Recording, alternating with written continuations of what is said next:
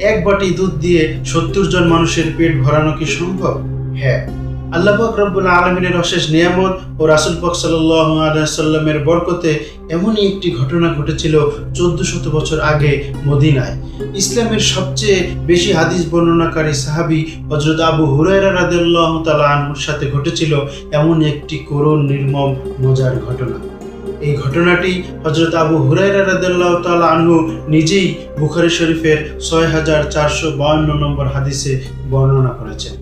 ঘটনাটি হলো, হযরত আবু হুরায়রা রাদিয়াল্লাহু তাআলা আনহু মদিনায় একবার প্রচন্ড ক্ষুধায় কাতরাচ্ছিলেন।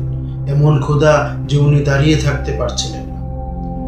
উনি কি করবেন কোনো উপায়ান্তর না পেয়ে, খাবারের কোনো জোগাড় না পেয়ে একটি চতুর বুদ্ধি খাটালেন। উনি চিন্তা করলেন যে আমি রাস্তায় দাঁড়িয়ে যে সমস্ত সাহাবারা এই রাস্তা দিয়ে যাবে তাদেরকে কঠিন কঠিন কোরআনের আয়াত জিজ্ঞেস করব।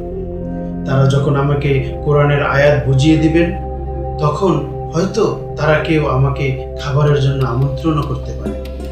হযরত আবু হুরায়রা রাদিয়াল্লাহু তাআলা আনহু অনেককেই কোরআনের আয়াত জিজ্ঞেস করলেন এবং তারা কোরআনের আয়াত বুঝিয়ে দিয়ে চলে গেলেন। তাদের মধ্যে আবু বকর রাদিয়াল্লাহু তাআলা আনহু ও ওমর রাদিয়াল্লাহু তাআলা আনহু ছিলেন। তারাও কোরআনের আয়াত শুনে কোরআনের আয়াত আবু হুরায়রা রাদিয়াল্লাহু তাআলা আনহুকে বুঝিয়ে দিয়ে চলে গেলেন। কিন্তু আবু হুরায়রা রাদিয়াল্লাহু তাআলা আনহু যে এতটা ক্ষুধার্ত তারাও আজ করতে পারে। কিন্তু দয়ার নবী, মায়ের নবী মুহাম্মদ সাল্লাল্লাহু আলাইহি ওয়াসাল্লাম দূর থেকে দেখেই বুঝে ফেললেন। মুহাম্মদ সাল্লাল্লাহু আলাইহি ওয়াসাল্লাম আবু হুরায়রা রাদিয়াল্লাহু তাআলা আনহুর কাছে আসলেন এবং বললেন, হে আবু হুরায়রা, তুমি তো প্রচন্ড ক্ষুধার্ত, আসো আমার সাথে আমার বাড়িতে। মুহাম্মদ সাল্লাল্লাহু আলাইহি ওয়াসাল্লাম হযরত আবু হুরায়রা রাদিয়াল্লাহু তাআলা আনহুকে তার বাড়িতে নিয়ে গেলেন। হযরত আবু হুরায়রা রাদিয়াল্লাহু তাআলা আনহু দেখলেন বাড়িতে এক পেয়ালা দুধ। রাসূল পাক সাল্লাল্লাহু আলাইহি ওয়াসাল্লাম বললেন, হে আবু হুরায়রা, যাও তুমি আসহাবুস সুফফা অর্থাৎ মদিনার দরিদ্র সাহাবীদেরকেও ডেকে নিয়ে আসো, আমরা সবাই মিলে দুধ পান করব। তখন আবু হুরায়রা রাদিয়াল্লাহু তাআলা আনহু মনে মনে বললেন যে এই এক বাটি দুধ, কিন্তু তো আমারই হওয়া মুশকিল, এত মানুষ কিভাবে এক বাটি দুধ দিয়ে আহার করবে।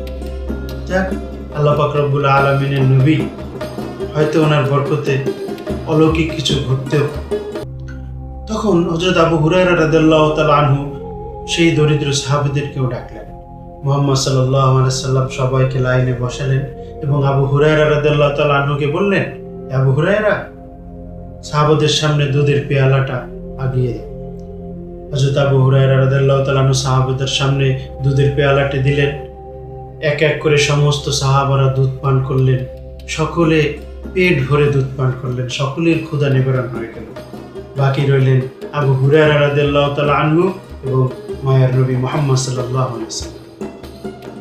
মুহাম্মদ সাল্লাল্লাহু আলাইহি ওয়াসাল্লাম বললেন, আবু হুরায়রা, সবাই পেট ভরে দুধ পান করেছে, তুমিও পান করো।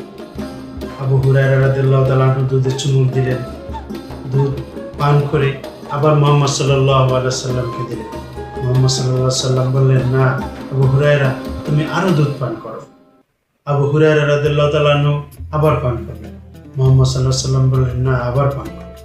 আবু হুরায়রা রাদিয়াল্লাহু তাআলা আনহু তৃপ্তি ভরে, মন ভরে, পেট ভরে পান করলেন।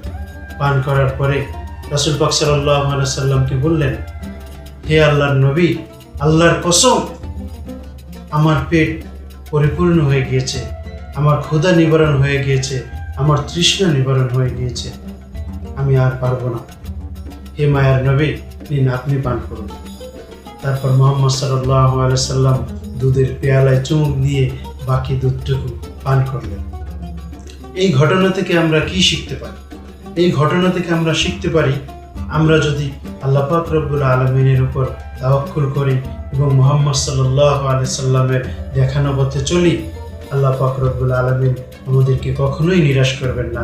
যেমনটি আল্লাহ পাক রব্বুল আলামিন কোরআনে বলেছেন, লা তাকনাতু মির রাহমাতিল্লাহ, তোমরা আমার রহমত থেকে নিরাশ হও।